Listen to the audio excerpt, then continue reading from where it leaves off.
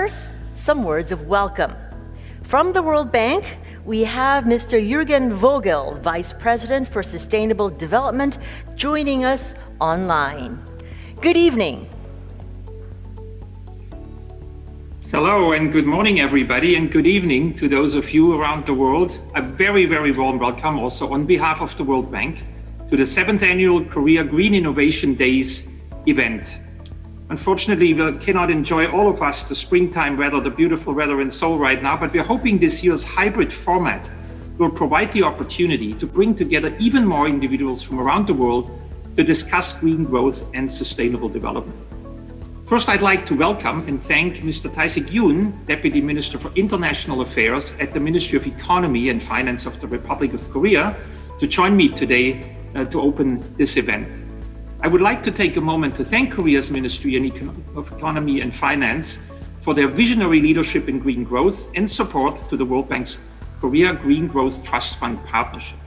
The Trust Fund partnership was established nearly a decade ago now, I remember very well, and has become a source of innovative ideas and solutions for the World Bank staff and our client countries as they work towards their sustainable development goals. Next, I would like to extend a warm welcome to all the green growth practitioners, our Korean partners, and in particular to the many students that are joining us today. We are delighted to be welcoming you, the next generation of Korean leaders, into the global development arena. You are fortunate to be getting educated and trained in a country admired around the world for its expertise in creating and executing on policy solutions that support sustainable development and shared economic prosperity. Korea has shown the path for many, many years, and the world is paying very close attention.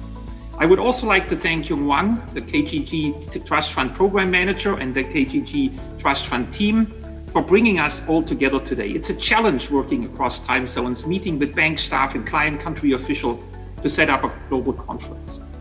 To date, the Trust Fund has invested more than $88 million in 165 World Bank programs across the urban, transport, digital development, energy, environment, water, and of course, the agriculture and food sectors.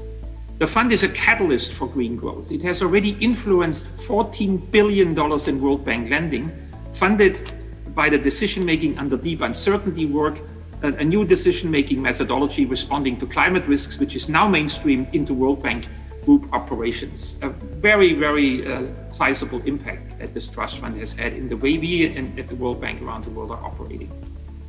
The Trust Fund is also at the forefront of funding innovative grants that seek new solutions to address the global food insecurity situation. For instance, hunger, of course, was already on the rise prior to COVID-19. FAO estimated at the time that the number of undernourished people increased from 624 million in 2014 to 688 million in 2019. COVID-19 is estimated to have dramatically increased the number of people facing acute food insecurity in the past 12 to 15 months. As of this month, actually, this year, the World Food Programme estimates that close to 300 million people now in 35 countries are without sufficient food. That's 111 million people more than just 1 year ago. So it is a tragic situation for millions and millions of people around the world. So how could humanity contribute to solving global hunger in the space of a year?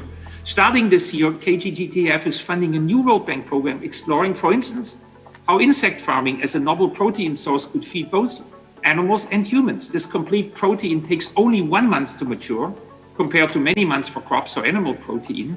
They can feed on organic waste and require a fraction of the water and land to produce compared to traditional field farming. The KGGTF grant Novel Protein, as it's called, insect farming for food and feed for a circular green growth economy, is looking to actually leverage cutting-edge knowledge and technology being designed in Korea. We at the World Bank are envisioning to collaborate with our partners in countries in Africa and the World Development Agency of Korea, Korea insect farming companies, and Korean universities in this new 2-year project to create knowledge on insect farming for food and feed. This will increase food security and support the application of new disruptive technologies for resilience building and insect production and processing in Africa. This is just one example that illustrates both the innovation and the passion that comes out of and creativity that comes out of this partnership. In short, the Trust Fund has provided the World Bank with both the financing and the know-how to experiment and put new ideas into action. So we are now over a year into the COVID-19 crisis, and most experts tell us that in the developed world, a return to normalcy will not be possible for many, many more months. In fact, just in the last 2 to 3 weeks, the news are getting worse again rather than better, and likely significantly longer in much of the developing world. The pandemic occurred at a time, or is occurring at a time, where we are already faced with challenges of global proportions. The effects of climate change, the broad degradation of natural capital, including biodiversity loss, which in turn have severe economic repercussions and impacts on human capital and socioeconomic stability. And of course, poorer countries are feeling these effects much, much more strongly than others.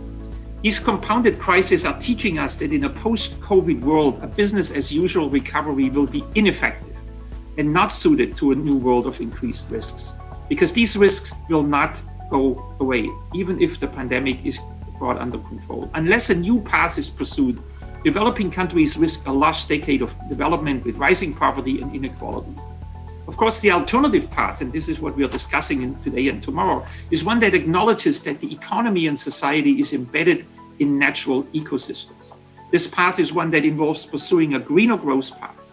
Sometimes this is called green growth or reset, or as in the bank, green, resilient, and inclusive development. We call it GRID.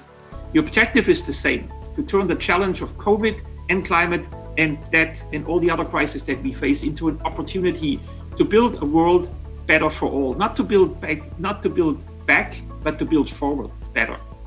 In support of this agenda, the World Bank Group has developed a number of what we think are far-sighted initiatives. We are in the process of releasing a new climate change action plan that calls for critical and just transitions to decarbonize growth. With support from the KGG Trust Fund, the bank has established a green growth diagnostic framework called RISE.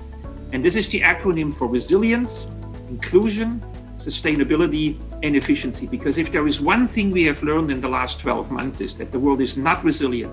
It was not inclusive before, but exclusion is an even bigger problem since we are facing COVID. And sustainability is still a far away goal. And at a time when every dollar counts because of the rising debt levels, efficiency is extremely important. So we call it resilience, inclusion, sustainability, and efficiency, the RISE framework. And you will hear from our chief economist, Richard Damania, a lot more about this in the next hour. It is these 4 pillars which are critical for ensuring that we return to the path of a sustainable development and prosperity, and also ensure both the quality of growth and the quantity of growth well into the future. Over the course of KGID, you will learn more about the green growth diagnostics and its far-reaching impact. So far, we've been working to diagnose and articulate development and sustainability challenges in over 15 countries, with plans for a continued rollout in many more. Green growth diagnostics and innovative green solutions developed through the KGGTF support are changing the way the World Bank works, and we hope they will nudge our clients and partners to pursue the same type of green growth which has been modeled by Korea. So we hope your experience at this event over the next 2 days provides many new opportunities for learning, listening, engaging, and get you on a path to a COVID green recovery that helps the world build back better, greener, more sustainable, and more inclusive. So with that, thank you, and back to the organizers. Thank you, Mr. Vogel. Some of the examples that he highlighted, such as the insect novel protein project, you'll be able to hear from one of the architects of the protein project later on in the day. Now we would like to invite Mr. Yoon Tae-sik, Deputy Minister of Korea's Ministry of Economy and Finance, to give us his welcoming speech. We'd like to invite Deputy Minister Yoon to the podium.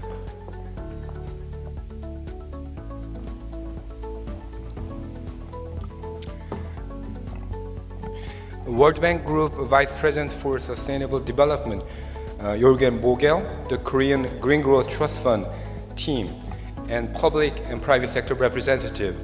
Good morning here in Seoul, and good evening there in Washington. First of all, I would like to thank all of you for attending this 7th Korea Green Innovation Days. KGID is an annual flagship event hosted by the KGGTF. It has served as an excellent venue for sharing the progress of fund activities and Korea's development experience, innovative technologies, and expertise with the various partners. I hope through today's event we can discuss and share new ideas and strategies for achieving green growth in client countries. This year, it is regrettable that we are only able to meet online and in small offline events due to COVID-19. I hope the pandemic will come to an end in the near future so that I can meet all of you in person. Distinguished guests, Korea is now accelerating its transition toward the green economy. Last year, we declared 2050 carbon neutrality and announced the Green New Deal initiative to transform our economy structure to a low carbon and environment-friendly model. The Green New Deal initiative consists of 3 pillars. The first, accelerating the transition toward green infrastructure. Second, promoting the development and use of renewable energy. And third, building an innovative ecosystem for green industries. Through this initiative, Korea aims to achieve a green recovery from this pandemic, while facilitating a structural transformation into a low-carbon economy in the mid to long-term perspective. I hope the fund will play a pivotal role in sharing these experiences with the client country that are now pursuing green recovery in the short run and a green economy in the long run. Distinguished guests, let me briefly touch on the performance of KGGTF and its future directions. The fund was established in 2011 to support the global community's endeavor for green growth. Since then, the Korea has committed a total of $136 million. The fund has served as an excellent global platform for sharing Korea's rich experience with green growth in a wide range of fields, such as urban development, transport, water resources, and the environment. In this process, many public institutions in Korea, including the Ministry of Environment, Ministry of Trade, Industry and Energy, the K-Water, and Korea Energy Agency, have actively engaged in various projects. I firmly believe these close networks among the World Bank, client countries, and Korean institutions are the core foundation of our long journey toward green growth. Today, I would like to highlight the 3 points regarding future directions of KGGTF. The first, I would like to ask the fund to play a bigger role building on Korea's commitment to increasing green ODA contributions. Korea has announced a long-term plan to increase our current 6% share of green ODA to the OECD DAC level of around 23%. And last January, we also released a plan to raise our contribution to the Green EDCF, Korea's concessional loans, threefold by 2025. Alongside this, I would like to ask the fund to further develop and diversify its activities to become an integral part of the Korea's increased green ODA. Second, I would like to see more of the fund's activities directly linked to follow lending project. To enhance the fund development impact in client countries, we need to link its activities with follow-up lending project. To this end, one of the most important tasks is to facilitate communication and discussion among various stakeholders and get them engaged in from the initial stage of project exploration. In this context, it is quite meaningful that the second day of this year's event features the first ever deep dive breakout session, where 22 major Korean public institutions, World Bank GPs, and private experts can share information and hold in-depth discussions on potential projects in detail. Third, in supporting the green growth of client countries, we need to properly reflect their specific needs and circumstances. We all agree with the global community's common goal of achieving a green economy, but we need to carefully calibrate the speed of implementing climate or green actions. I could not agree more with the message that we should not be too hasty or too late in climate action. I hope the fund will play a pivotal role in supporting client countries' smooth transition to a green economy, taking into account their specific situations and the burdens placed on the private sector. Distinguished guests, climate change should no longer remain a black elephant, an obvious threat that no one wants to address. Going forward, I very much look forward to closely cooperating with the World Bank Group to address this black elephant. Before closing, I would like to thank the KGGTF Secretariat in particular for organizing today's event under these difficult circumstances. And I would also like to highlight one thing. The second P4G Summit will be held in Seoul from May 30th with the theme of carbon neutrality through an inclusive and green recovery. Korea's hosting of this summit represents our strong commitment to addressing climate change and pursuing a green recovery. I would like to ask for your keen attention and participation in this meaningful event. Thank you.